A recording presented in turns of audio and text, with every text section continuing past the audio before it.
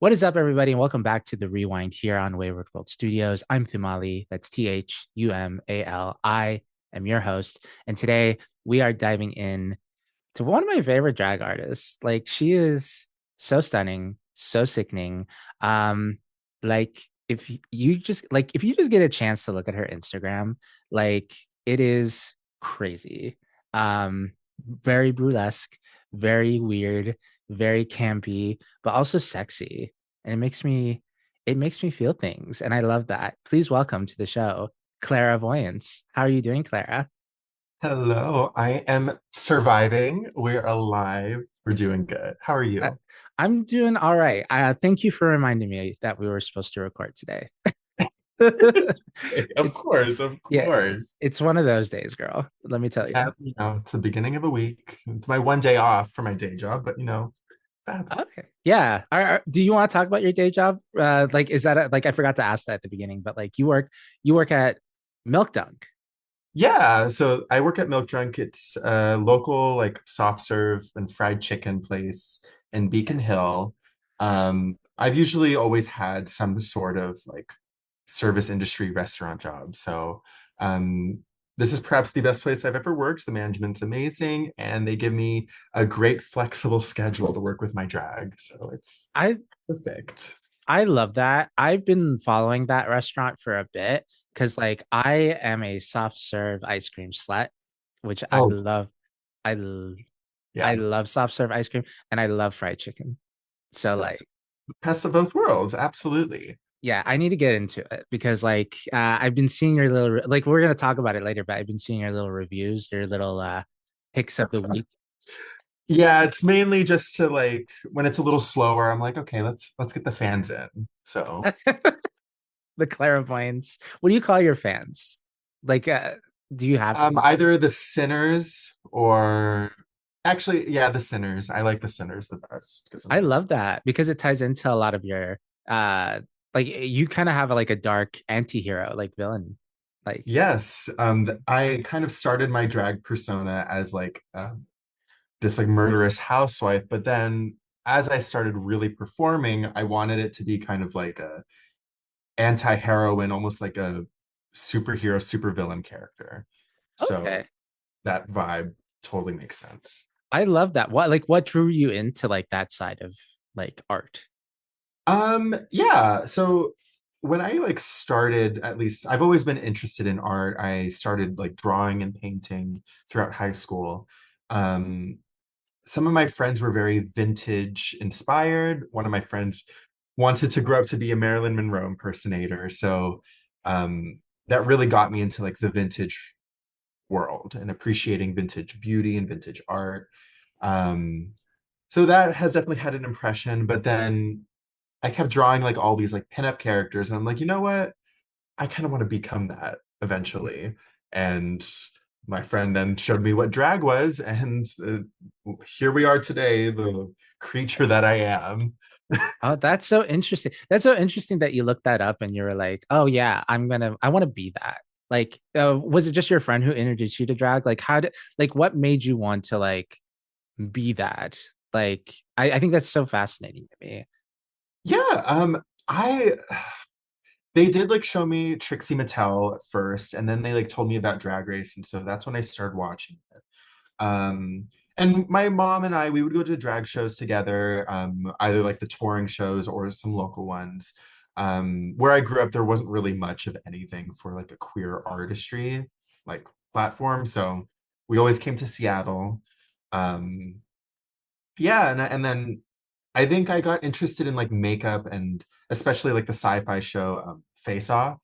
I Okay. love that show. I don't think it's airing anymore, but all the prosthetics and just like the transformation of the model into the character, I was like, I became obsessed. So that definitely made me want to like, okay, I'm gonna start doing that. I love that. I love that you mentioned Face Off. Like I feel like that's such an old show. Like no one will know. Like That and nobody. like Project Runway were like the two shows that I were like obsessed with. Can I sew? Yes. Well, no, but Girl, definitely. don't bullshit, girl. Like if you look on your Instagram right now, I know a lot of these like you've had commissions and stuff because like you put it in the credits, but like you got such a cool like eye for like design. I really love like yeah, it's very vintage, but also like there's like a dark element to it, which I think is like so fascinating. I love like I wish we were recording on the weekend because I did want to replicate your mug because like Yeah, I'm so sorry. And it just so happened that it was like raining out. I guess I love the rain, don't get me wrong, but our plans didn't happen for as long as they would have. So we could have filmed, but I was like at that point I'm like it's done. I've it's already done. changed the plans. We're committing. I So no, that's fair. But like before we get into the mug, before we get into the artistry of it all, where did the name clairvoyance come from? yeah, so my coworker was actually sitting next to me. Her name is Clara, and this was back when I lived in Kingston, so no one that probably anyone knows over here. Mm, And I was developing, like, I came up with a list of drag names. I wanted a play on words, and again, the anti-heroine, like supervillain type of character. I've always thought it would be cool to have like the ability to either like see the future or like something psychic. Like that is definitely something that I really hold high in regards for like my desired superpower. And clairvoyance, that obviously is a word already. So I was like, wait a minute, Clara Voyance. And mm. it stuck ever since. The other name that I was maybe going to do was going to be Patient Zero because every single time I started performing in Seattle, Seattle got shut down for COVID. So I thought that would be morbid yet funny. Yeah, no, I get that. But like I'm so glad you didn't because like no offense, but like patient zero does not sound as sexy as clairvoyant. It doesn't. Clairvoyance definitely has this like notoriety kind of like undertone to it. There was one other one I was considering. I think it was Cadaver, but also someone did mention to me they're like, listen, you type in clairvoyance when you get famous, that will pop up. When you type in Cadaver, there's going to be other things that pop up. So I'm like, Mm, we'll go with that. Smart. yeah. When you type in clairvoyance, you'll get two of them. Yes, yes, and hope we'll see how many more come out. I'm the less successful version.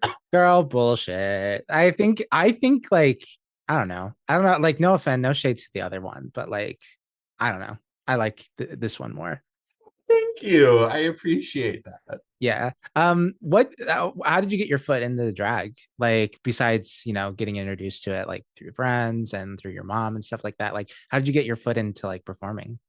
Yeah, so as I mentioned before, so I grew up in Kingston and like Kitsap County, which is a ferry ride across the Puget Sound. There isn't much of a drag scene. There is a growing one. I think now that I've moved into Seattle, there is one over there. But when I was there wasn't really. Um, I started coming to shows in drag with my mom. So like the events that we'd come to, she'd be like, "Oh, you should come in drag. Like show them what you look like and what you can do." And I also was underage at the time, so it wasn't even like they could book me. But to at least like have them like I'm on their radar now. Mm, Um, so that was like the start of like me doing the looks, and also it was COVID, so it was like no one was really booking anyone new to begin with. um, in Kitsap, however, I did get booked with a burlesque troupe, and so that is why my drag has a lot of burlesque influences. It kind of like pushed me down that path.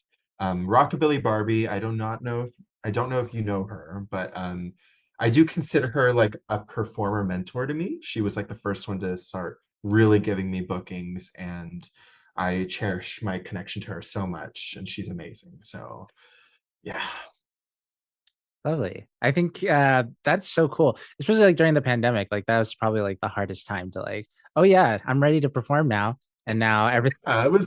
It was unfortunate, but also like a blessing in disguise because it gave me the time to kind of like focus on my look for that like year and a half to 2 years when like everything was shut down. Because I can always take photos in the comfort of my home, but yeah, can't go out and perform anywhere. So I was able to like perfect, although nothing is perfect, but like perfect my artistry and my craft. Yeah, I'm glad you were able to do that. I feel like I was just in a mental spiral of like, what the fuck? Valid. With the world events going on then and till now, I get that. Yeah. No, no, for sure, for sure. No, you mentioned the burlesque element. I think in a recent interview, actually, like where they talked about drag and burlesque. Like you mentioned that you felt like burlesque was a lot much was easier probably to get into than drag initially. Yeah, and I also like I said it in that interview, but I guess to further that idea, me being a draglesque artist, I think it's not that the burlesque community that maybe is more traditional, they see me as like less than, but if we're all competing for like a niche spot in a cast, there aren't that many drag burlesque artists. So they were like more than happy to welcome me. Like, oh, you're bringing something different to the scene, than maybe what we normally have on cast. Whereas drag shows, they might view me a little bit more competitively. They're like, oh, you're doing something similar. So who's to say why you should be booked over all of these other people in the scene? Um, but again, the reception that I've received from the burlesque community has been mostly positive. I don't have anything negative to say. It's been an amazing opportunity to get to know the burlesque community in Seattle and in Yeah. Washington in general. Yeah. The burlesque divas are so much fun. I've talked to a few of them. Like I love them so much. And they're all so nice and so talented, and all of their costumes are beautiful, and their minds are just as screwed up as me. So I'm like, perfect. You got some crazy ideas though. We'll probably get into that. Like I'm very excited to like there's a couple things I want to talk about for sure. But like not to make you do homework or anything, but you should listen to Ruby Mimosa's episode of this podcast. Actually, when you had sent me the link, that's the one that I started watching, and then I had to go to work. But Give me yes. a give me that in the 5 minutes that you listened to it. Give me a review. What'd you think? Oh, I loved it. I have actually gotten to know like Ruby Mimosa through bookings in general, but it was just really nice to see like her in a more casual aspect because you only know a performer so much from like stage Mhm. presence. And yeah, getting to know her backstage has been really fun. And but yeah, getting to watch her during your interview for the little short segment that I could Mhm. um was really nice to see. And like also getting to know like you a little bit through that too. Yeah. I think it's so fascinating when people are just like not like in their outfit, like in their costume. Like you right now, like I've never seen you like this. And I'm just like, this is the same person, but like same thing with Ruby Mimosa. When you see Ruby Mimosa, it's like costumes and burlesque and she's like Yeah. half naked all the time, but now she's just like, oh, this is a regular woman on my show. Well, yeah. Yeah, It it helped helps. Oh yeah, Betty Wetter during my first Tush show. She said on mic that like out of drag, I look like non-binary alfalfa. And I was like, where's the lie? no, that's fair. Out of this, Especially, like, I'm kind of in drag right now. I'm wearing these sunglasses to hide the fact that I shaved my eyebrows. hey, my eyebrows are fake and they're shaved off. So Oh, okay. You know what? That you couldn't tell. Like commitment that. to the bit. Literally was like free It's the free the naked brow bone. yeah. It's so much easier in drag, like and stuff like that. Like, how often do you shave it all the time? Like, is that part of your regimen of like when you shave? Yeah, for drag show, I normally always like I shave right before it. My facial hair and like yeah, it grows back pretty fast, so I do have to shave every single time. For like going out on the day, out of drag, going to work, sometimes I will be a little lazy and I'll get away with leaving some stubble for my brow because I could just draw over it. But Mhm. yeah, no texture for my makeup. No, thank Yeah. you. What would you say to my mother who says people who have no eyebrows is very creepy? I would say valid. I have scared my family. I've scared my partner. And you know what? Let me live my truth. Let me live my like sleep paralysis demon fantasy. Yeah, and I think I eat without eyebrows. Like, let me see. Like, look at that. See, I don't know. Yeah, I'll yes, take off. absolutely. And honestly, the whole like bleach brow trend kind of like paved way for like a no brow fashion Hmm. moment. So honestly, brows to me aren't necessary. Yeah, So you made me want to take off my exactly. And sunglasses. don't you feel free? Don't you feel just so more It relaxed? feels HD in here, not yellow. Not the HD. Going back to your drag, I want to talk about the makeup because I think your makeup is so gorgeous. Like I've been scrolling. I scrolled all the way down in the Instagrams because I love doing some like drag investigation, see like what people are up to. You have like, can you explain like your aesthetic, like specifically with your eye? You have this very dreamy, sleepy like eye thing that you have going on that I really enjoy. Can you tell me like your inspiration for that? Yeah. So and this kind of just like links back to the topic of like what got me into drag and my inspiration. So a lot of like the burlesque performers and burlesque like drag artists that I knew of, like Violet Chachki, Tina Von Teese, like those two were really big ones that like I took for reference. And obviously, looking at their makeup and then putting it on my facial features, it never worked. It was, their frame of reference, everyone has different features. So it didn't look right on me. However, one of the things that I would always do for like my pinup drawings, I would always give them like that graphic eyelid shape. And I was like, you know what? Let's try it.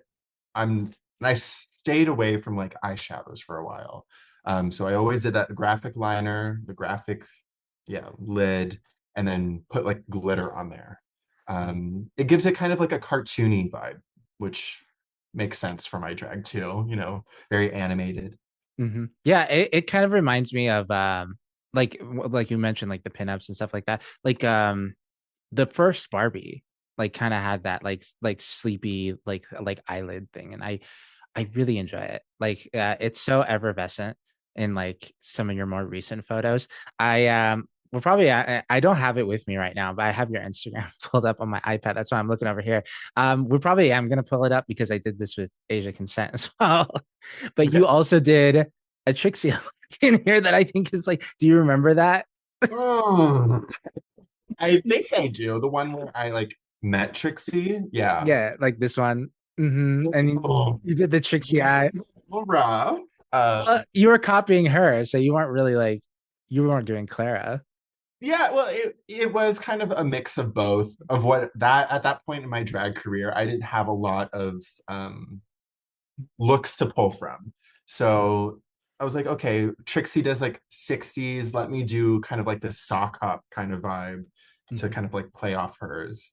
Although again, those are slightly different eras, but mhm. we I learn. think I think every baby drag queen just has to do a Trixie look. Yes. You know what? Very that. I mean, her mug is very like classic drag exaggeration. Um and I do actually encourage a lot of like people who are getting into drag. I'm like, go balls to the wall, like commit to the bit. And then from there you can choose to like alter and like tone down certain things to really find your identity as a drag artist. Yeah. No, that's very valid. I mean, like always start big and then like just kind of go from there what you like and Yeah. don't like. I think I took that lesson to heart. Um I can't wait till I'm like in the interview chair and someone finds my old like makeup stuff. But like I've deleted most of them, so it'll be interesting that if people find Well, it's on I my mean, I phone. was to find someone to hack into your like a file so that they can release those. The Watergate scandal. Yeah. Yeah, no, they could probably find it somewhere. But I think recently, like I've had some really good mugs. Like in my profile picture. Oh, that one was Yeah. so good. Yes. I regretted like I was there when we first met in person. Like I was there during Thunderdome. I should have been in drag that night instead of the Saturday night that I was in drag for. Because that makeup was really good. I don't know. That was probably the best I ever looked. And one of the things that like, don't get me wrong, like absolutely show up when you can.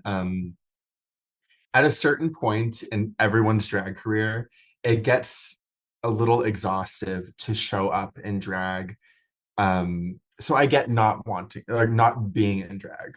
I Hmm. get it. So Yeah. don't shame yourself for not being in drag at a Cons- venue. Considering it was like my third time in drag, I just started. I'm a baby queen. I'm more of a I mean, again, everyone has to start somewhere. And honestly, for your third time in drag, your mug was sickening. You should have seen yeah. my third time in drag. I deleted that photo. You're not going to see.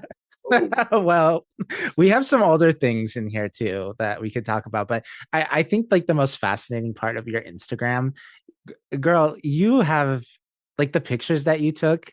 It's very much giving like Tumblr, like in that era. You know what I'm saying? Like, like what was going on? Like what was going on in your mind when you were taking some of these photos? I think like you were it feels very much like the beanie, like the coffee, and like you were wearing the bow ties. Like you were very the Tumblr girl. I was an interesting high school student, and I mean, interesting child in general. I don't know. I think that like the idea of like semi-formal attire was like really appealing to me, and for some reason I adopted like the hipster aesthetic, and I was like, that's what I want. It wasn't, but it's what I You, had. you, We went with it. My mom also was like, you look so cute, and she would like doll me up in like all the clothes. So it's like, again, it's what are the it's a canon event. A yeah, canon event for a great drag artist to go through that very interesting angsty phase of. girl. I agree with your mom. You looked very cute in all those photos. Like you looked exactly like it's just like the vibe, you know. Like I think it's I think a lot of Gen Alpha right now, I think that's what they're called, are kind of nostalgic for that era, which is like Okay, yeah. makes me sick to my stomach thinking It's like, about God, I'm like, what? old, old Nostalgia. man. Yeah, old man, right? Right? Like just send it over to the retirement home. Yeah, honestly, euthanize me. Yeah, Exactly. It's over. But yeah. no, I think that helped like the oh yeah, like the one I really want to talk about. You did like the mafia skits too on TikTok, like the TikTok. Okay, and this is one thing you need to know about me is that I am like very not tech savvy.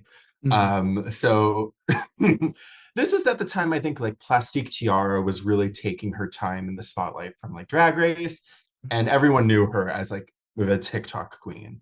Um, we listen and we don't judge. That was a very interesting task for me to accomplish filming those things. mhm. And I did like a few of them and I stopped. I was like, this is not for me. I only had the mental capacity to really run one social media platform. That's So, fair. yeah.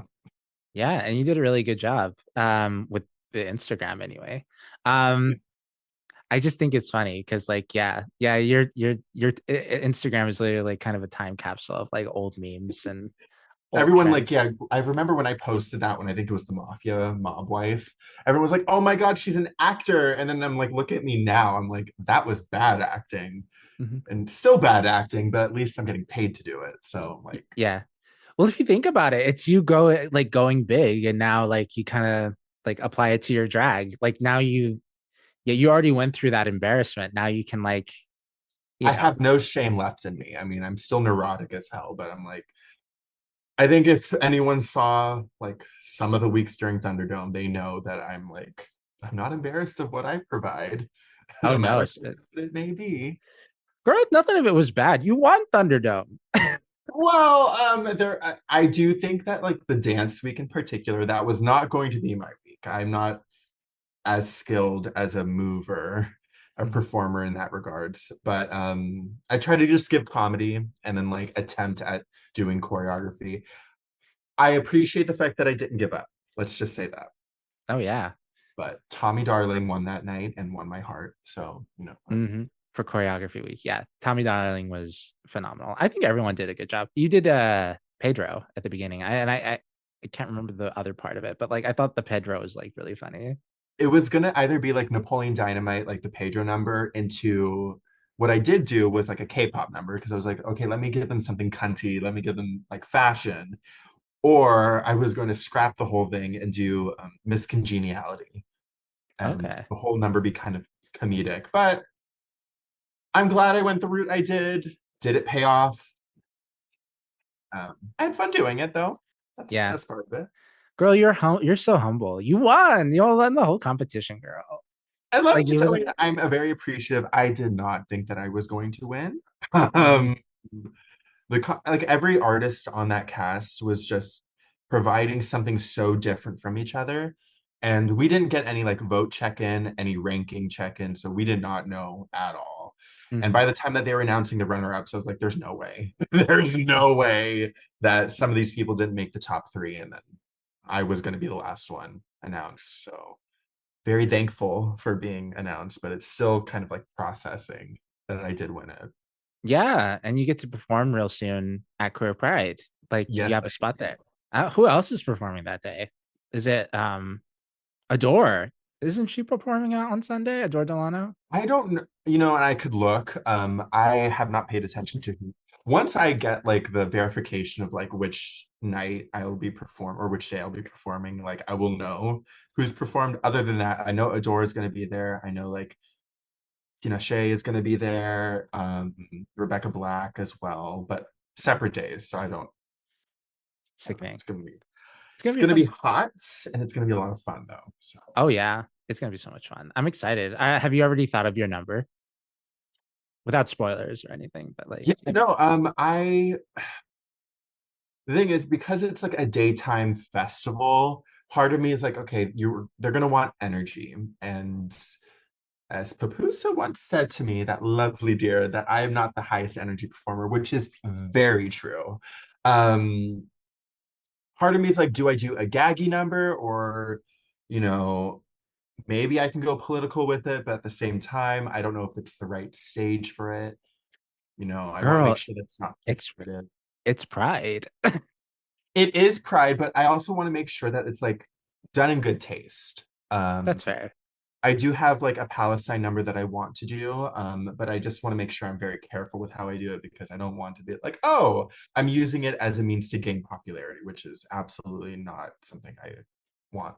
You know, it's something that I do advocate for and speak out for and support of Palestine, but you know, as Mhm. an artist that's not directly being affected but is benefiting off of the system that's perpetuating the violence, you know, just want to make sure that everything is done correctly. Yeah, I appreciate that as an Arab, not a Palestinian, but a Saudi, Yeah, who has always absolutely. been in Yeah. support of Palestine and stuff like that. That you ended your speech, like your acceptance speech. You said "Free Palestine." I would have elaborated more because again, I was not prepared to win and I did not know that a speech was to be made. But yes, yeah, free Palestine, absolutely, all the Yeah, way. is activism something that's always been a part of your drag? Maybe not at first. I think living like a sheltered life. I don't want to say sheltered as in the way that like lived a closed-minded life. But not really, I guess, following the news early on was something that, yeah, might not have been a forefront of my artistry. But realizing that like drag is political, you know, it's always been political, and queer people, our existence, unfortunately, has been made political. I think it is a privilege for a lot of American artists, per se, to kind of turn away from politics and just ignore it. Mhm. That is something that I don't want to do. I think that the culture of silence is a very dangerous thing in America. And using your voice, using your platform, whatever that may be, can hopefully inspire others to also speak out against it. And like against like, sorry. That's it.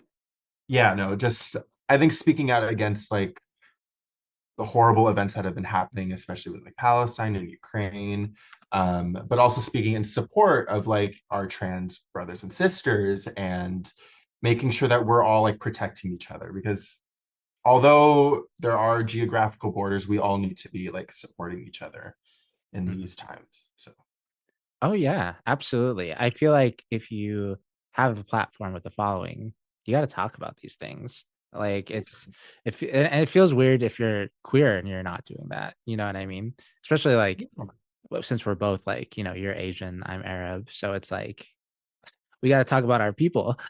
Absolutely, absolutely. And yeah, I do want to like make it clear, like I am, although yes, I did a lovely Japanese number. I am half Vietnamese and half Italian, so I'm not of Japanese descent. But me being like half white, I think that's also it's me being a mixed person in general has been a very interesting experience, both positive and negative.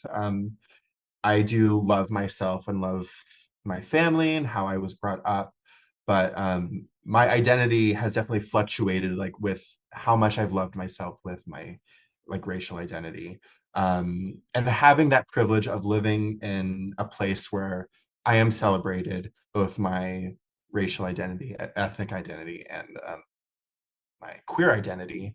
I think that's even more important for someone like me to speak out and support causes that and people that might not have that privilege of having that safe space for Mhm. themselves. Exactly. Just being who you are, like existing and doing your thing. Like that's so important to like Yeah. other people who don't have that privilege to do that. When just started this drag thing and like posted the profile picture and all that, like I had this one Saudi, a queer Saudi in Saudi Arabia, like come Mhm. out and say like, "Oh my God, you're like our first Saudi drag queen." Because like, I don't know anyone.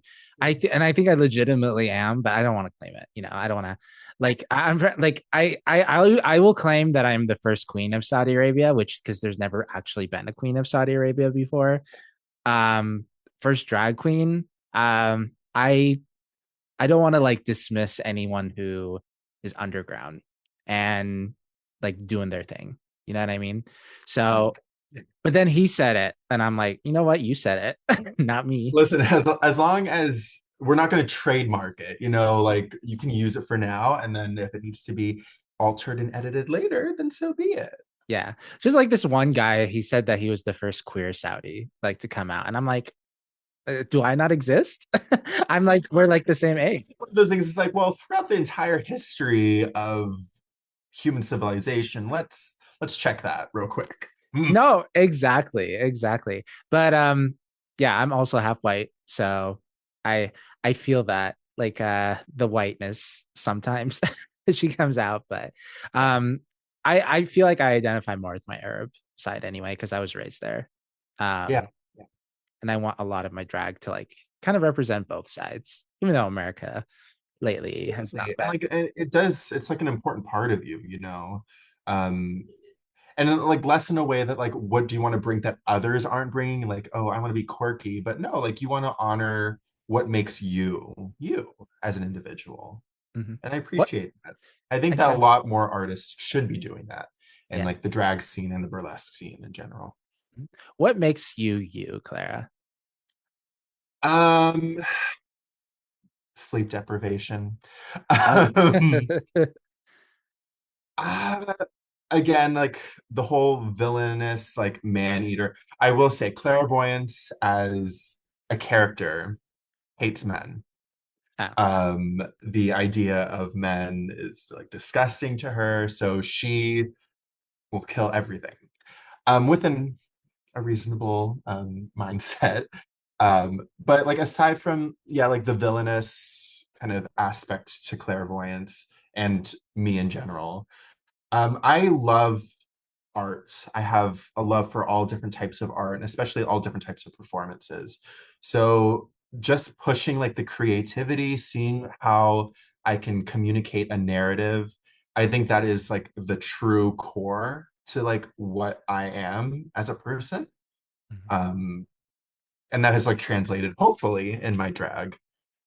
Yeah, no, I can see it. Like I think what's so cool is like each thing is a little bit different, but it is you, you know? Everything that you just explained, like it shines through. Um, I'm kind of interested in knowing like and you don't have to talk about it like if it's too much, but like your budget in drag. Because like when I see all this stuff, like the photography of it all, like I'm familiar with Eric Magnuson. Shout out to him; he's really nice. I bought some of his Polaroids, and Fabulous. it's in my Fabulous. it's in my drawer. until I can like hang it up somewhere. Yep, But I get it. but like you're in something different all the time. Like how are you able to afford it between like going to gigs and working at a restaurant? Yeah, I mean, so yeah, my like finances, I guess, like my income is a lot right now. It's like drag and my soft serve job. Like I don't really have a lot. I occasionally will do commissions, like art commissions for other people. Um, I don't make that much money from them because it really depends on like how flexible or open my schedule is that I have time to sit down and like draw something. But when I started drag, I worked like a restaurant job and like I lived at home with my family, so I wasn't necessarily paying bills. So I was able to like save up a little bit and like really get a lot of like the looks that I wear today. Um, Now that I'm like living in a place like outside of my family's house, and I have like a different job and everything, the amount of drag I'm able to purchase is a little less than before. I'm also trying to be more sustainable because I'm like, oh, it's pretty, I can buy it. Well, now I'm like, okay, do I need it? Do I need it for my wardrobe? Um, the photo shoots with Eric, I think honestly, Eric is one of the best photographers I've worked with. I've worked with amazing photographers like Stefan, local, amazing. And I do want to work with Cade as well, amazing local photographer.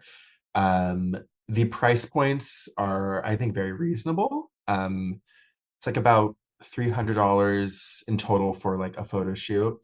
Um, Wigs can be expensive, and I especially think that like as wig artists get booked and booked more, they will increase their price points.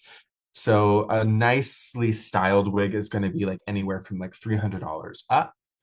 Um, and looks, it's that is also a whole nother ball game. I mainly focus on corsetry. So custom corsetry can usually cost anywhere from like 300 to $1,000. It varies on like the type of work that the person, the creator, puts into your piece.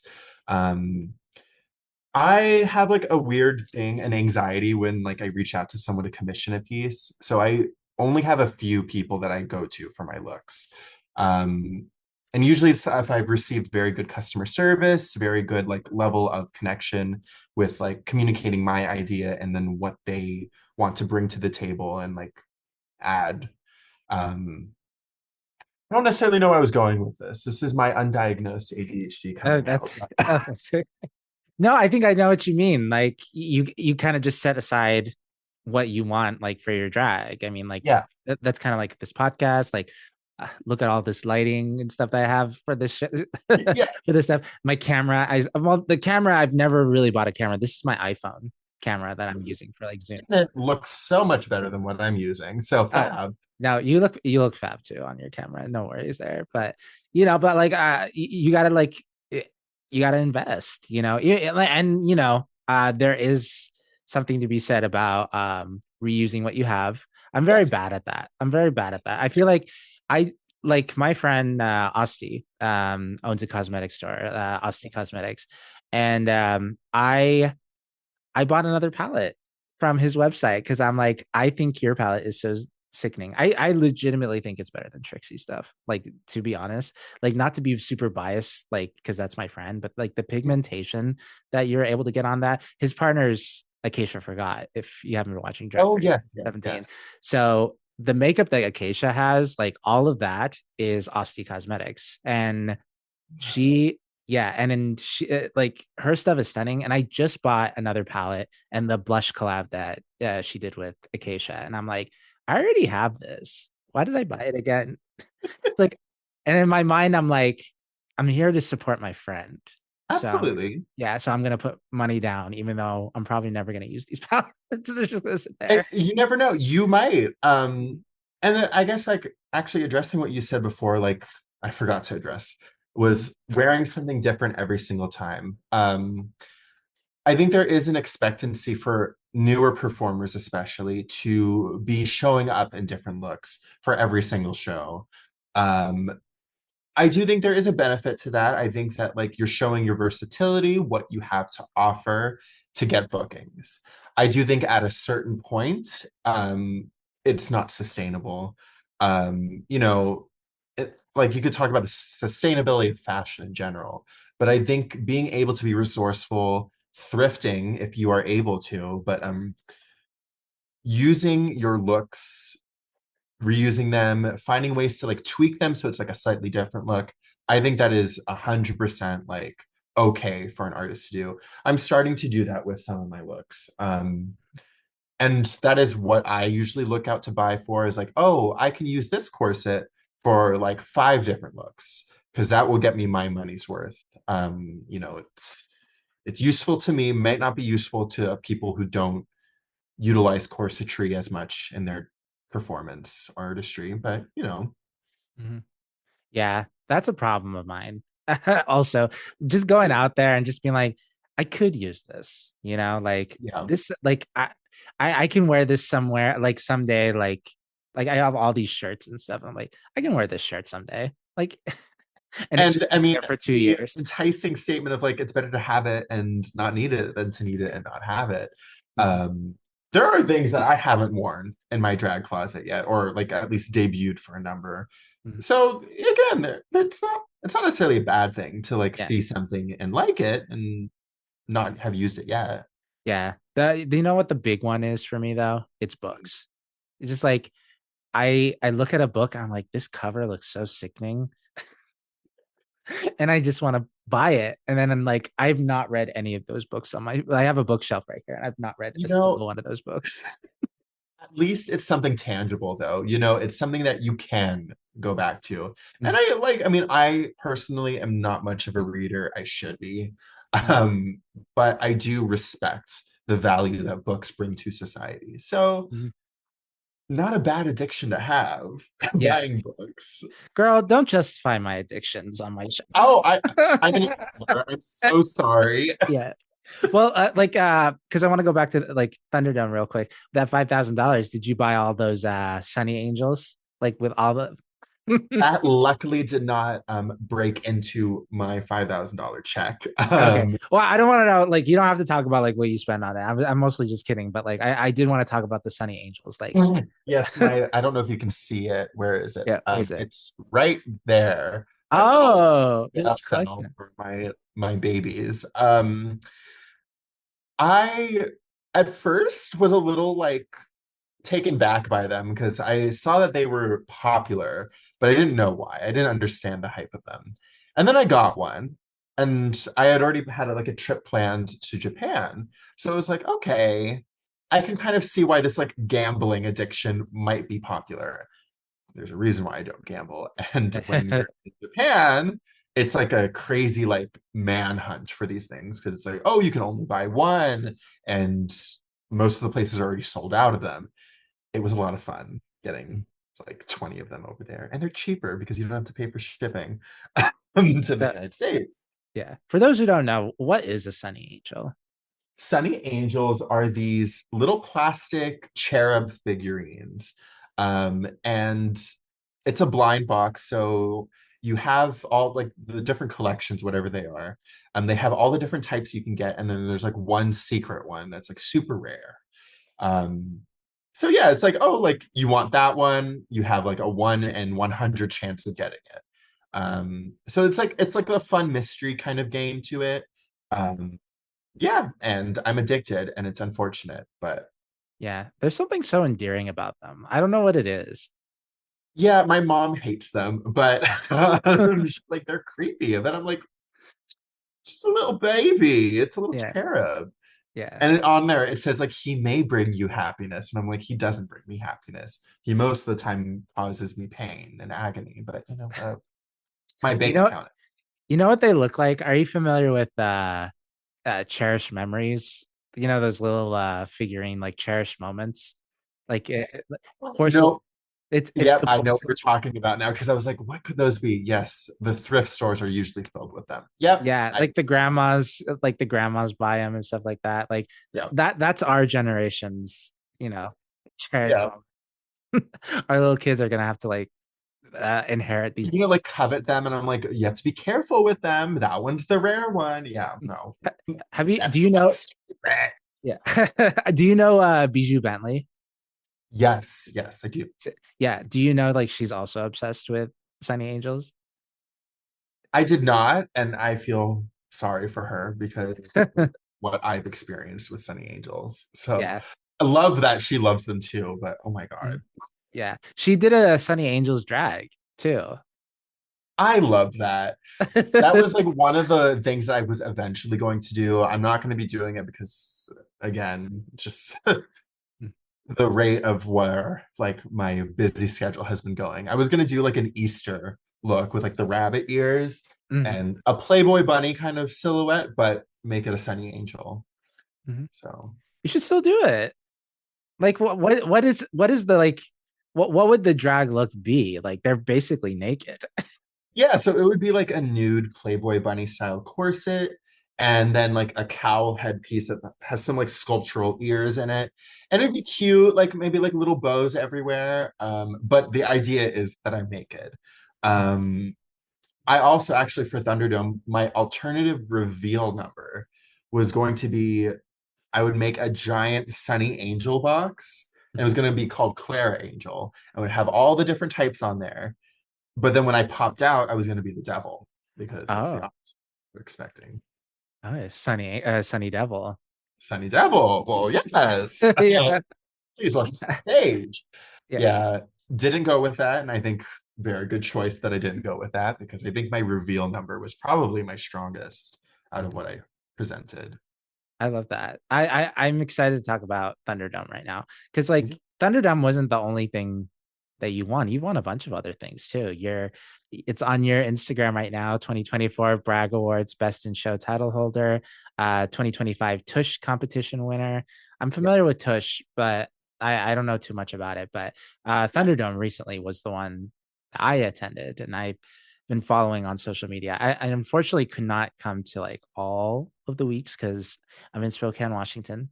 No, and again, I would always tell my friends, I'd be like, listen, if you can show up, absolutely. I am not expecting you to show up for 8 weeks, week after week. Because especially for you, that's not necessarily super close. So it's a lot. I get it. Not yeah, not for long. We moving there soon. Oh, So yeah, not for long. yeah. But tell me like what made you want to enter the competition? Like what was your reaction to getting in? Yeah. So for Thunderdome, I'm assuming that's the one we're talking about right now, right? Yes, Thunderdome, Okay. yes.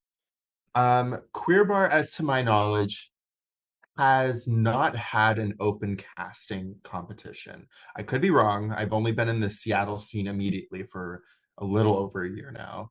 Um, but their previous competitions, I believe they've reached out to people. And so this was the first one that's like, oh, you can submit an application to do it. And I was like, I don't know if I'll necessarily get in. I do think that my art is a little alternative for what a lot of queer bar audience members like to see. So I wasn't sure how necessarily I would be received or if I would even be accepted. But yeah, it was like the first opportunity that I was like, oh, to apply for something at Queer Bar, might as well, you know.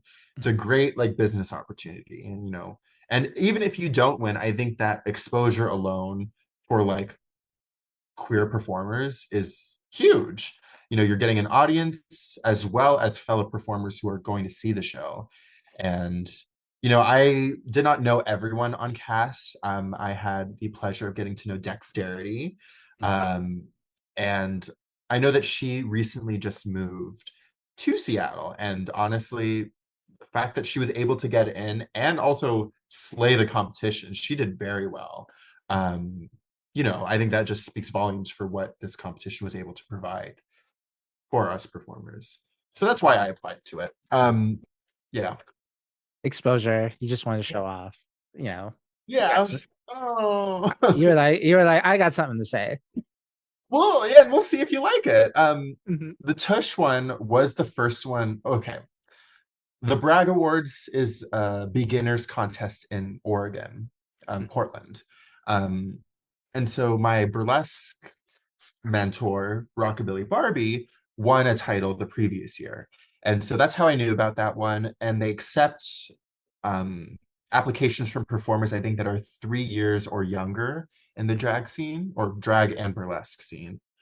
So I was like, you know what? Why not? This will be the first time I'll be able to enter a competition fully. And I did win the best in show, which was basically the judge's choice. So I was like, perfect. I have won a title. Perfect. Yay. Mhm. Coming back, then seeing the Tush competition, which I think that was the first application that opened up. Um, I knew the reputation of Tush. Tush is, in my opinion, one of the best shows in Seattle. I think they provide an excellent amount of array of artistry. You know, you don't just have drag, you don't just have burlesque, and also the types of numbers there. You have like dancing, you have comedy, you have political, it's everything you can think of. And they give back to the community. Betty Wetter, like always, fundraises and has businesses that matches the funds that she raises each night, which is amazing. Um, so that was like the next competition that I applied for, and I was like, I would love to get in there. It's a stage show and very rare in Seattle. So I was like, we'll see. We'll see how that one goes. And then yeah, Thunderdome was right after that for the application wise. So I was like, why not? Yeah, 3 wins. Which is And crazy. I'm quitting drag now. Thank All you right. all for coming. Yeah. Don't quit drag it. Girl, I'll be for real. Like I could see you on Drag Race. Like I think you would nail it. It's You think you can be on Drag Race? I think I could. I do accept the fact that like Drag Race is a reality TV show, so they do cast people smartly. Whether or not I noticed that like even like this previous season, a lot of the performers were like family relations to people that have been on Drag Race before. I do not have any drag connections like that, so if that is the prerequisite that might be true, I probably won't get on. But I do think that my artistry is worthy enough of taking the main stage of RuPaul's Drag Race. Would it be received well? That is to be determined. Mm. But yeah, getting on Drag Race is not necessarily an end all be all for my career. I just want to be able to create art. If I'm able to get on there, we'll see how I do. Yeah. I think you can, girl. I think you'd slay it. You. Yeah. Thank But you. going back to the Thunderdome, the competition. So like yeah, well, I want to talk about Tush a little bit because I'm not too familiar with Tush. Is it kind of like the same format as like Thunderdome where it's like a bunch of people are competing, there's judging, like do the people in the audience like vote or is it like the judges panel? Yeah, the format was different. And I think there was a nice balance of like for Tush at least. Yeah, for Tush. There was a nice balance of like both a judge and audience. So for the application of Tush, they had like 30 performers that they selected out of all of their applicants, and they had the audience vote for like the top 10. So that was like the demand, the public demand, getting that out community outreach for each artist that was going to be competing. For the actual show, though, that was like strictly judges. It was, I believe, all resident cast members. So everyone who's already performing at Tush regularly, they were the ones that were judging to who they would want to be a part of the show, which I think that's valid because all of the performers are very different. But seeing like their experience with this venue, they know what the audience likes to see. So with Thunderdome, on the other hand, most of the votes were gained by audience votes every single night. You were there a couple nights, so I know you know, but for like everyone watching, people would vote for their favorite performer at the end of the night. And there was 11 people in the cast. So, you know, you have to fight for those votes tooth and nail. You did get some judge like aspect of it because the runways, if you won the runway, you got 20 additional votes every single night. And then they would also give you like critiques about like your performances, but those didn't really hold any point value. It was more just like constructive criticism. Mhm.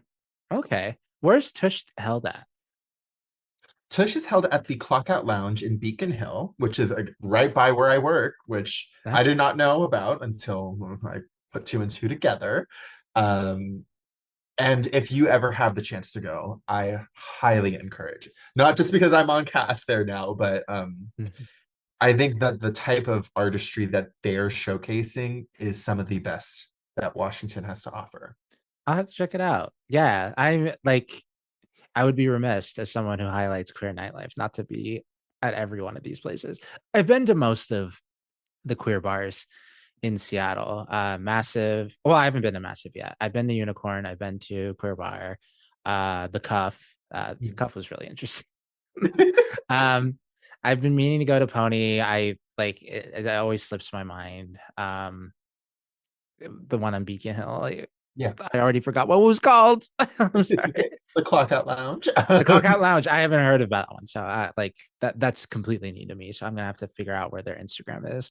I haven't been to Creme yet. I'm very like I hear a lot about Creme. But yeah. It's like that is like a different type of venue. Like Queer Bar, and I'm trying to see.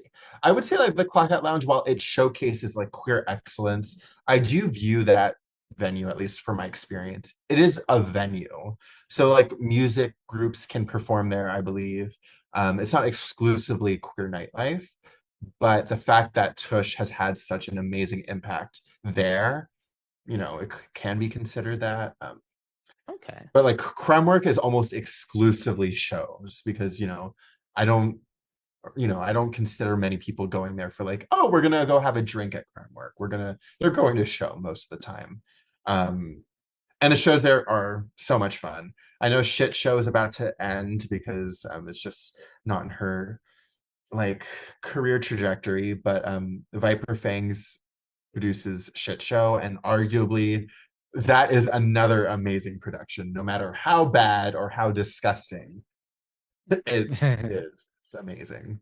I love that. Going back to you and Thunderdome, how often did you have people like people support you like during those like 8 weeks? Like how often did people show up? Yeah, so someone who was able to come every week was my partner. I do not drive, so they agreed to drive me and support me that way. My mom was able to come to I think three or four of them. Um, that was pretty much it. Mhm. Anyone else, occasionally some of my other friends, some of my coworkers would come, but it was usually during like one night only.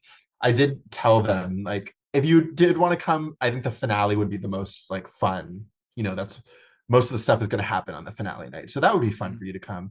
Half of them got turned away because it was at capacity. So I was like, okay. Mhm. And that's kind of why I was a little like surprised with how well I did because all these other people were bringing in like their friends, their community, and I would expect them to be like, loyal to their friend or their family, and I understand that 100%. So me going in there, I wasn't sure again how I would do. And now everyone loves you. Not everyone, but Uh, I mean, you won like a good majority of those votes were for you. So yeah, a lot of people love you, whether you thank like it you. or not. You're gonna regret it. We'll see. We'll see at Queer Pride Oh how well you God. do it. Yeah. Oh, don't put that pressure on me. Were you always supported like as a queer person? Like like did you always have supportive family when it came to like your queer identity and like the art you wanted to explore? Yeah, I would say my coming out experience was relatively good. It was one of those situations where like everyone kind of knew. My mom was ecstatic, being the fruit fly that she is. But like my mom is an amazing supporter of me, both as a person outside of drag and in drag. My dad was not as big of a supporter. He never like I try to like over therapize the situation, like try to think like why is he a little bit more standoffish? He, I would assume, didn't really understand how to like protect me from the world as a queer person. So there was a lot of like he didn't necessarily want to get involved. with like me being queer. He was never really outspoken against it, but he has become comfortable and come around. He has come to my drag brunches. Okay. Um, so yeah, that was good. My sister 100% supportive, and so is my grandmother. So Okay. I had that. Like at home, I was very it is a privilege to have a very supportive family. Yeah. Yeah. I can't relate, honestly. I'm sorry. That's okay. We dealt with it in therapy. It's fine now. But my mom is. She's seen all the drag and all the recent things. So I love that. But yeah, it's unfortunate for POC people, especially like you being Vietnamese and me being Arab. Like that's two cultures that like not a lot of gay rights. I mean, like I don't know Right. about Vietnam. I think like, Vietnam has come around to it recently. I think so. But yeah, my dad was he's not conservative, but like he was raised rather in like a conservative mindset. Mhm. Um, so although yeah, um having some more like traditionalist values, it is harder, especially when you're living in a Western culture where other people might have that at home. It was different. I get that. Yeah. Oh, for sure. Um, when you won at Thunderdome, how disappointed were you that Jane Don't did not come out with a giant check of like $5,000? I I again, it was one of those things where I did not think I was going to win, genuinely. So when it was announced backstage, it was like, okay, listen, there's no big like physical campy prop check to hold. I was like, it's fine. Oh, I'm literally here doing what I need to do. Like it was like totally okay. So that was fine with me. I still cashed the check at the end of the day, so I oh can't be yeah. too Yeah. I think next time Jane better have that giant the check. big check. I got the crown at least, and the No, crown. yeah. You look so crazy in that. Oh, thank you. I'm gonna get a photo shoot done with it. I think at the end of this month. Yeah. Like I didn't see the video, but like tell me the context because like I'm looking at the crown right now and makeup all smudged, like you look insane. Like what happened? Um, were you there at the finale again? No, I was only at the choreography Okay, night, that's which okay. was like that was like the second to last week too, which is like bullshit. I would have loved to have come to the finale. Listen, listen. You Listen, gotta do what you gotta do. it's not for you to support. It's for me to like as entertainment. I'm like, oh, I'm here during the end, and I want to see who wins, see type thing. Got it. Um, so my number that night was my branding as the villain of Seattle. So I created, with the assistance of my manager at Milk Trunk, we made a boa of decapitated heads of all the contestants. Oh, And so that's like where I started. I was like, I want that prop. And then we went forward with it. I was like, okay, we're going to make wanted signs of all of the contestants saying, like, oh, they're wanted for bad wigs or they're wanted for not knowing the words, et cetera, et cetera, et cetera. And then originally I was going to dress up as like this 1940s, like Midwest, like headhunter cowgirl. Um, the look never like came through. So I was like, okay, what do I have to work with that they haven't seen already for 7 weeks? Um, I did have my bat look, which was like, okay, I kind of go like gothic, vampy kind of vibe with this. mm. We'll make it work. And then, yeah, when I went backstage, like for that little part of my number where it was like killing everyone backstage, I just took red lipstick and I just smeared it on my face. So like, oh, I ate everyone. Oh, yeah. No, it looks so cool, and you're wearing like what do they call it? Kimono, like Oh yeah, that was my just like finale runway. They're like, oh, like, change into something for curtain call. Um, that outfit actually was previously owned by Naomi Smalls. Um, oh, she okay. wore it, I think, for her Asian segment of the Work the World tour around the Oh, world. okay. And when she was selling it, I was like, methinks an Asian should own this. Yeah, no, for sure. I thought Yeah, you were gonna and mention it was like I didn't wear it for any of the runways, so I was like, might as well pull it out now. Yeah, I thought you were gonna mention like this was the from season 8, like from her season where they all wore kimonos during the Madonna. Oh my God, the kimono gate. Yeah, no. Um, although I think at that time, if she wore that, she would have like won. Because I think the type of fashion that was being showcased at that time was not to the level of what she's doing now. Mhm. Um, but yeah, no, this was not something that she wore on Drag Race, just something that she got commissioned for her touring. I So, love that. We both own something from Drag Race. I the dress that I'm wearing in my profile picture, that's Candy Muse's season 13 episode 9. I don't know what the runway was, but like that was on TV, oh, which is kind of cool. did you And buy anything from her like recent sale? it was from the recent sale. Was from Like that? Okay. yeah, and then the all my wigs were from Acacia. Oh my God. Oh my God. Yeah, like specifically the one in my profile is from season Acacia. 7, like from season 17. She wore that one for the mask for mask runway. Yes, I'm seeing it now. Oh my Yeah, God. the snowman. Yeah, she is an amazing wig stylist. Like, I hope she opens up commission soon because like I like these are everything that I got from her. I just it was pre-bought, so Yeah. no, she's amazing. Yeah, I wish. getting something commissioned is always like extra fun. It's like, oh, I, it's special to me. oh yeah, I mean like I was so disappointed that they didn't talk about her wigs. Like I think she did like had amazing wigs on the show. Yeah. All she done them all. Like all of those Really? are yeah, all of those are her wigs. And see, that's like talent right there. I think, as someone who mainly gets like commissioned pieces for their drag, I think that it is amazing when someone is able to like take the time to learn the craft, Mhm. making wigs, sewing their outfits. It's it is something that shouldn't go unnoted for like, and especially for people for drag race when people are expecting them to like break the bank on all of their looks. I think that it just speaks to them as creator that they're able to do that and have the talent to do that.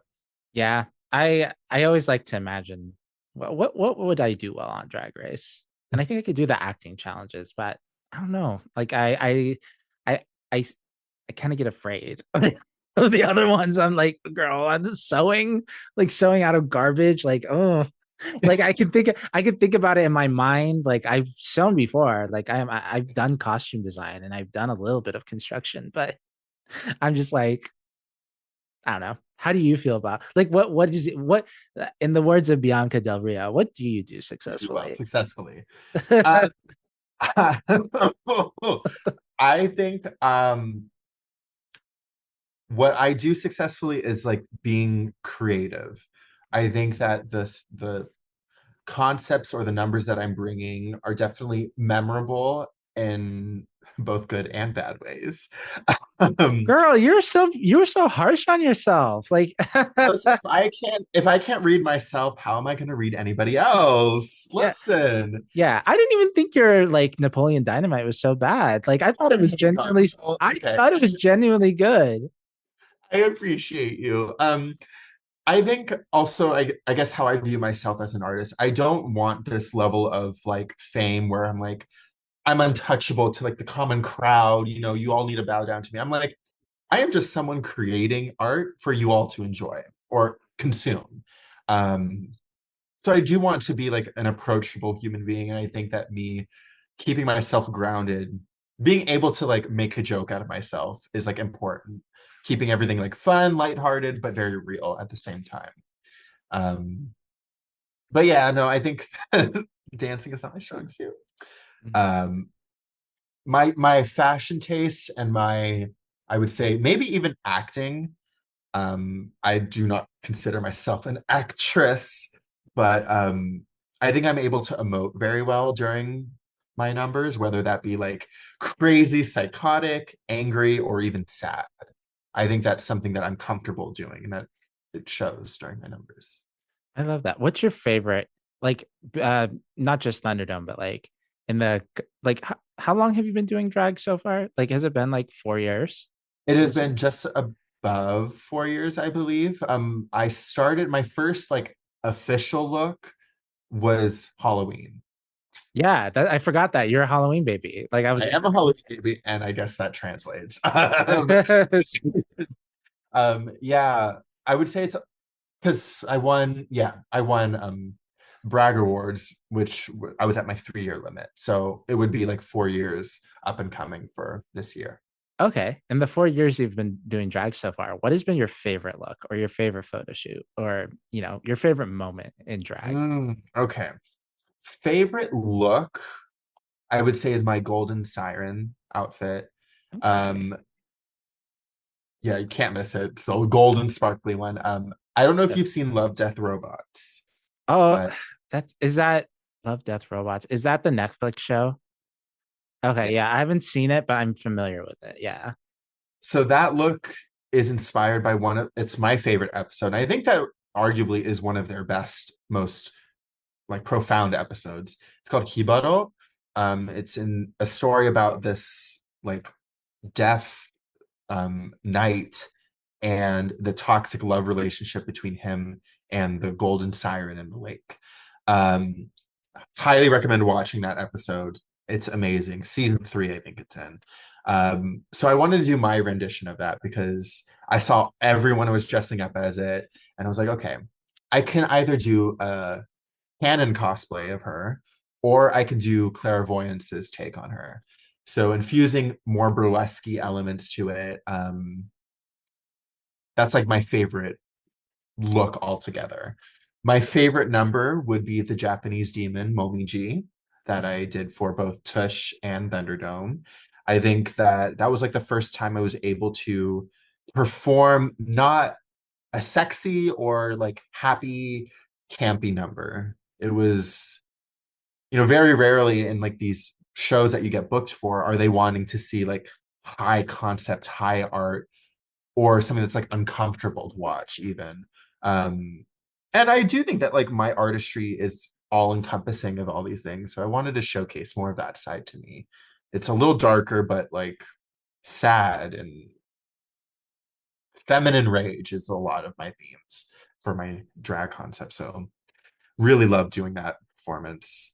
um and then I guess like my favorite experience in drag would be I got to perform in Orcas Island. I got to host their burlesque show up there.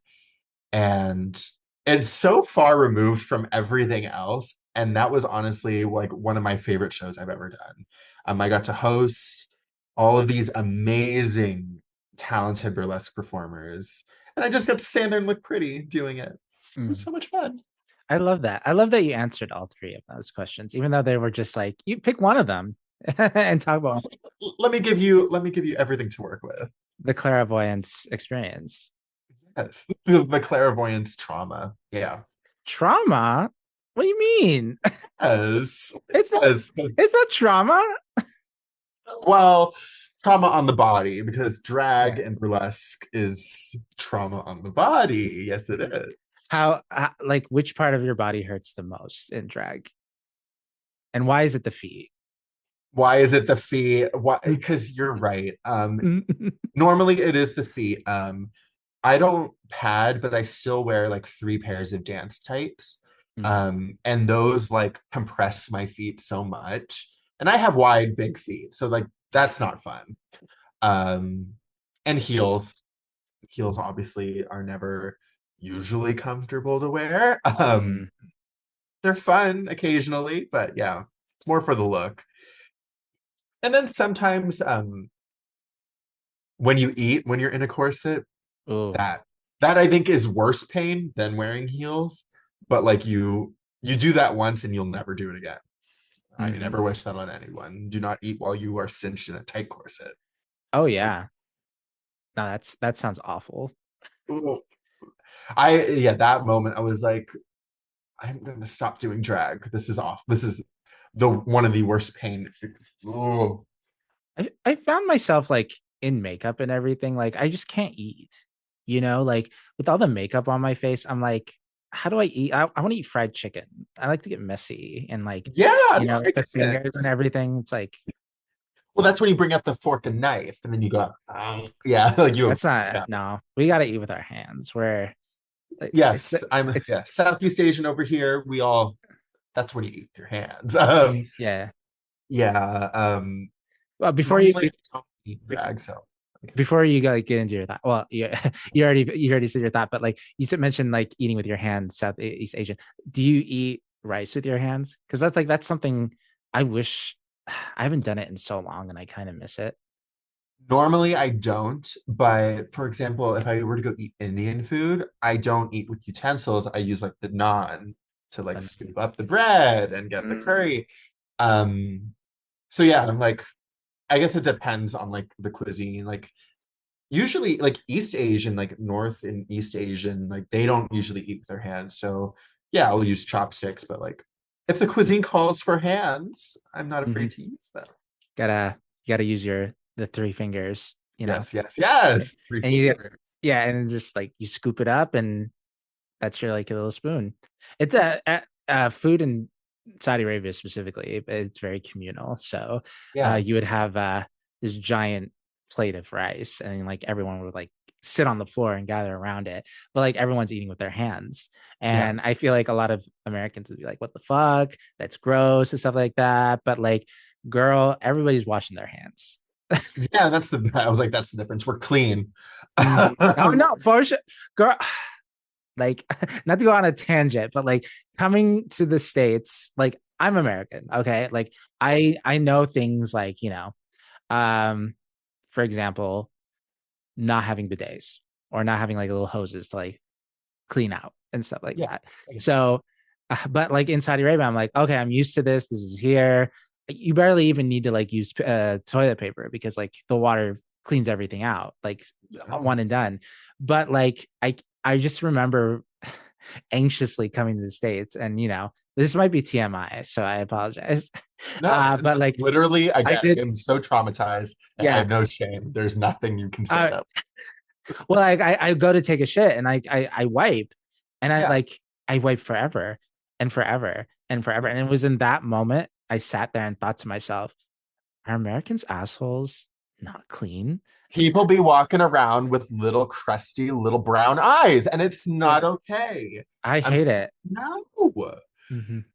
And yeah, we could talk about the effects of colonialism and how that like white people viewed any indigenous person and their culture as like less than, but like in fact, it was more sustainable and innovative for the Hmm. environment they were living in.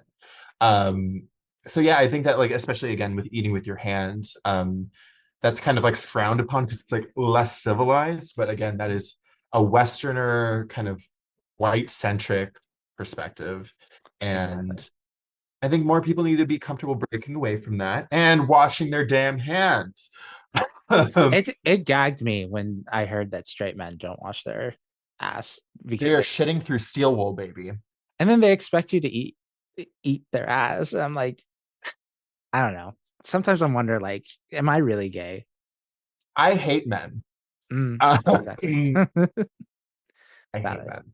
So Yeah. it's fine. But a part of me, well, you are a femme fatale, so Yeah, I know. I the was delay. like, mm, the concept. Yeah, no, it's just Hmm. what are straight men? Are straight people okay?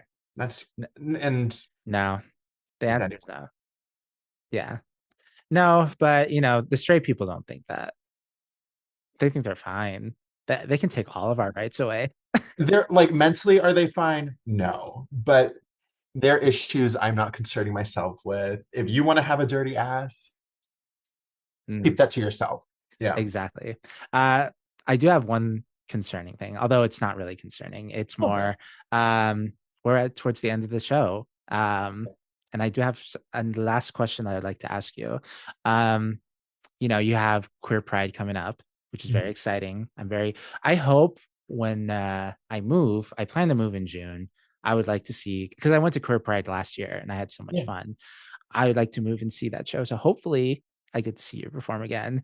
But, what does the next couple of years look like for Clara Voyance? Like, what is something left that you'd like to do? Is there is there any goals that you still want to achieve in the next couple of years when it comes to your drag, when it comes to your art? Like, is there any Ooh. hopes or dreams? I know we talked about Drag Race, but I don't think maybe Drag Race isn't something that's completely on your like to-do list. It's one of those things like with Drag Race in general.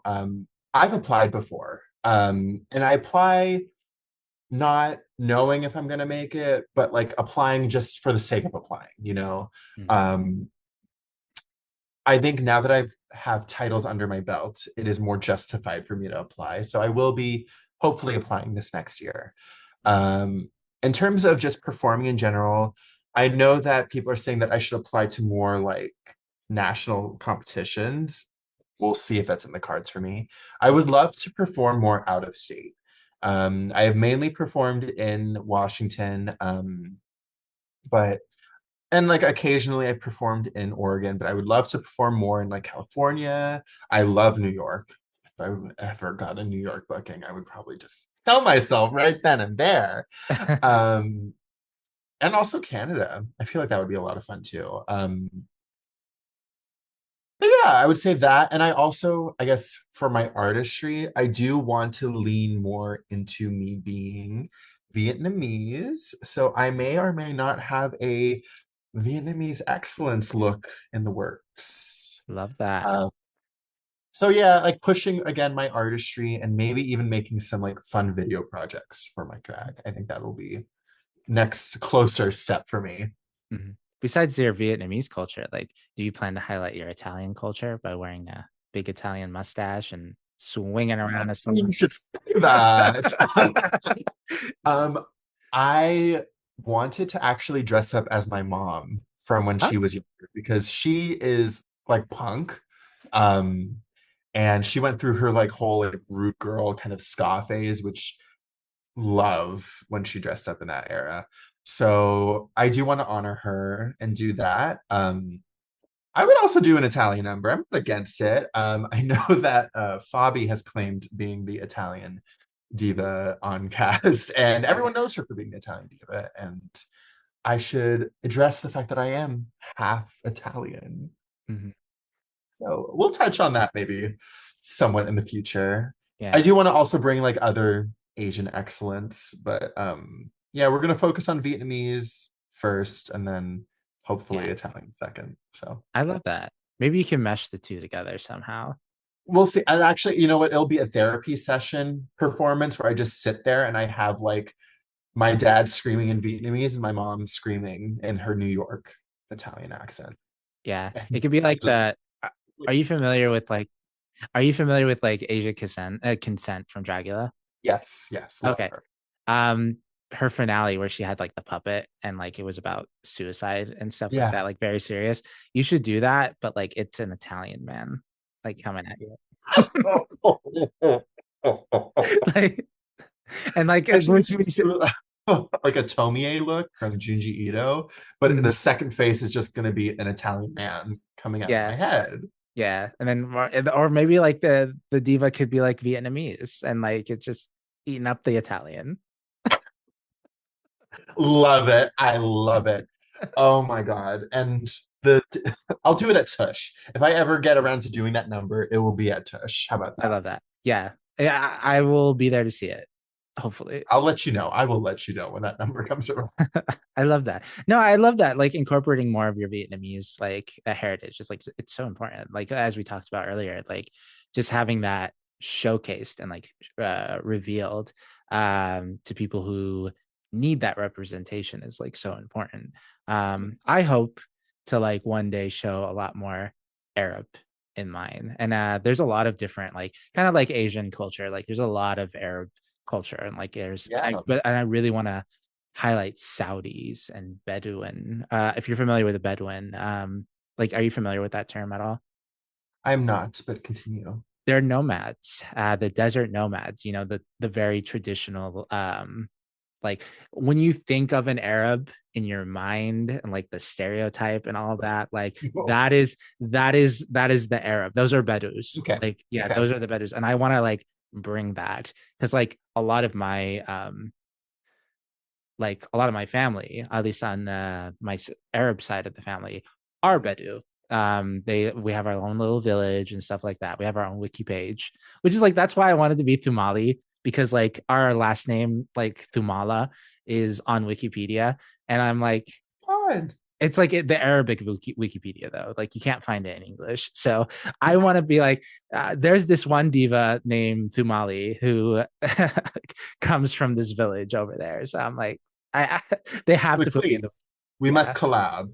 exactly. So um like I kind of want to like showcase that side of it more. I don't know where to get like the outfits and stuff like that. Like I think a lot of it would have to be commissioned because like I can't go back to Saudi Arabia, which is the sad part. Yeah. So Traditional garments are hard. I would say that like as long as you're okay, like you would have to talk with the person who you're commissioning it from, but just tell them, like, do your research on, like, of course you would know, but like present them with the information of like, this is what the garment is like. These are like the fabrics that they normally use. Can you make something like this? Because I will even say, like, finding someone to make an ao dai, which is the Vietnamese dress here in Seattle, is hard. Very few people want to touch that because they are like, understandably, don't want to do something disrespectful. And I'm like, I get that. yeah. Um, but yes, I honestly would love to see you bring this to the Seattle drag scene. I think that, um, although like I appreciate what Drag Race has done for the drag community, it has created this like pigeonhole of what everyone wants to see in drag. And although, yes, I think there is a lot of Black excellence on Drag Race. I think that it has also pigeonholed the American, like African American experience for what drag is. I think there's so much more that can be brought for like culture and highlighted and respected. And that really comes from maybe how the Drag Race audience will receive it and that they need to do some inner work to respect that artistry. But Mhm. I would love to see more mainstream drag doing more cultural, more again, honoring them as an artist. Oh, I for would, sure. Yeah, and we do see that. I mean, I think a lot of people recently, like the Drag Race fans, let me tell you, like, not to get too into it, but like they pissed me off, especially recently. Like, let's not get into like the Ariete situation of it all, but like yeah. it was like a lot of that discourse pissed me off. I'm not saying, well, like, not justifying what Ariete did on the show, Oh no, no, but yeah, like, but at the same time, it was like, it's just TV, whatever. I love Ariete. yeah. But the fans sometimes are like, awful. I don't know where I was Yeah. going with that, but like, yeah, I completely lost it because like I was thinking like what the drag scene needs, and I'm like these drag race divas, like the drag race fans, they oh, the culture. Now I remember. Yes. Like Cool. the Anya Nerve brought the denim, like the hip hop look with like the nails and stuff like that. Yes. And a lot of people criticize that. And I'm like, that is black culture. Like it's right there. Hello. Like this is yeah, I get what she's trying to serve. It's like, and it's like the again, yeah, the Drag Race audience is very like white centric, and I'm not saying that only white people like Drag Race, but it's the audience is very like they understand like white Beauty standard. perspective Yeah. art. Um, and no, I was like, Black excellence does not have to be limited to Beyonce. Like it, so yeah, with the reception of Anya Nerves, like that look specifically, it's just a testament to be like, okay, we need to retrain the Drag Race audience to respect Black culture because Black culture, believe it or not, is like the origin for a lot of like American queer culture. Yeah. So yeah, and it's very problematic, and I'm like, Mm. it's yeah, it makes me want to like gouge my eyes out. But Yeah. I like that's the other thing that's deterring me from like drag race. And it's like, oh, you have to deal with these people. Jeez. yeah, I'm like, yeah, and that's like again, yeah, that's why I'm like, you know what, if I get on it, I get on it, but Mm. it's not one of those things where I'm like, this is the reason why I'm doing drag. I someone came up to me like after Thunderdome, after I won, they're like, I just wanted to say, like, I've watched you for multiple weeks, but when you did your like Japanese number, although like again, you were not Japanese, you did such a respectful display of Asian excellence that I don't really get to see that often in like Seattle. And I was like, I appreciate that so much. And that to me is more important than doing well on Drag Race. Hmm.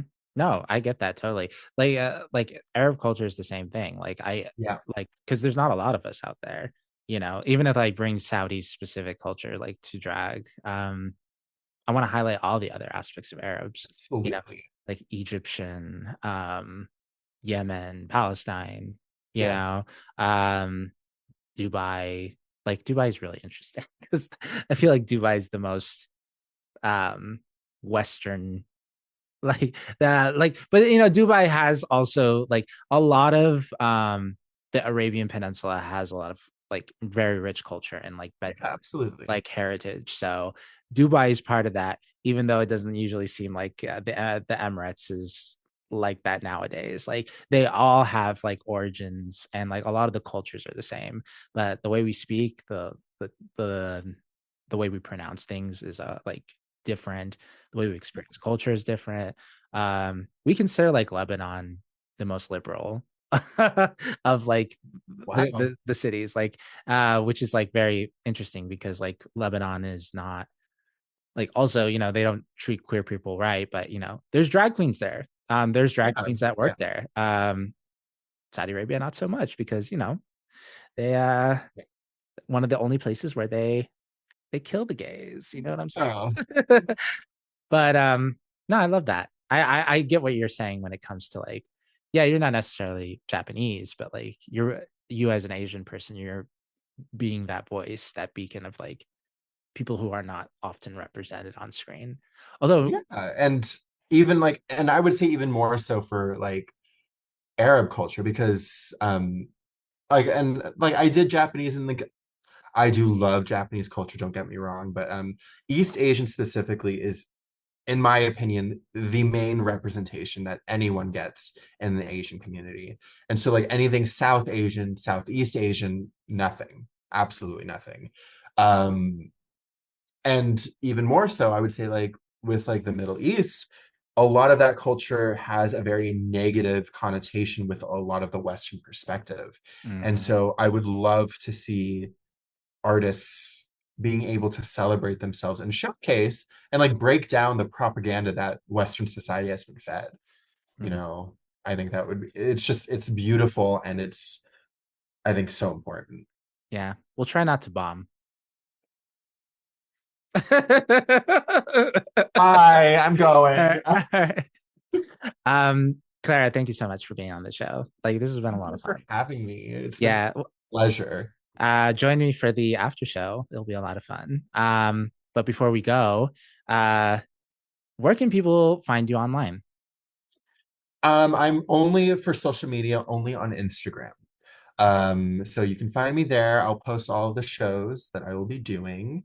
I do have an upcoming show. I don't know when this episode will release, but I would on probably not announce it. oh, that's okay. It comes out. Because you're like, oh my God. I I I have like cast. I have like 7 episodes that I still need to publish. But I'm like, girl, it's not gonna come out in time. Love that. And I'll work with your schedule. Absolutely. So, Yeah. you can find me on Instagram at Miss Clara Voyance. Okay. And then like, where can people regularly find you? Like, Okay. that's what Yes. where I'm at. So I have my at least currently, I have my resident brunch that I produce at Paquitos in Capitol Hill. It usually happens, well, it always happens on a Saturday, which Saturday is to be determined. But it happens every other month, so keep Is it gonna finding happen? Is it gonna happen in April? it is going to happen in April. So Oh, I have one in April, and then because I wanted to hit all of the major like holiday months, so April, and then it's going to be Pride, and then so on and so forth. okay. Um, I also now have a temporary residency at Tush because I won the competition. So you can find me during, usually I believe it's the Thursday show on cast there at the Clockout Lounge in Beacon Hill. Um, I do also have a spot with Playthings Productions, which is the burlesque troupe I am a part of, and Kitsap, produced by the Rockabilly Barbie, who is stinky, but she's amazing. Mm. Um, And that usually performs in Bremerton at the Remedy Speakeasy, but we do other venues around as well. Okay. I think that's it I love for like that. residencies at specific locations. All So right, awesome. All right, well, thank you so much, Clara. I've been Thumali. That's Thumali. Feel free to subscribe and do whatever you need to do to support this channel. I don't make any money off this show, so one day I'd like to make money. So we'll see what happens there. um, hopefully, if you, yeah, I would love that. Although I would have to pay taxes, and and I that's no fun. We don't want to give the government any more of our money. no, exactly. Especially since the government is not good nowadays. But if you'd like to be a guest on the show, we'll have the Google form for you to apply to be a guest on the show. So if you do drag, if you're a DJ, if you're a burlesque performer, if you are a stand-up comedy actor, like actor, theater, whatever, as long as you're like a queer nightlife entertainer, I would like to have you on the show and showcase you. So fill out the Google Doc if you think you fit that category. Um, Follow Wayward World Studios on Instagram, just Wayward World Studios. I'm Thumali on Instagram as Thumali714. Stay tuned for the after show, the fast forward, where I'm going to ask Clara 5 questions. Fast questions, fast forward. Wayward artists, without further ado, it's been real.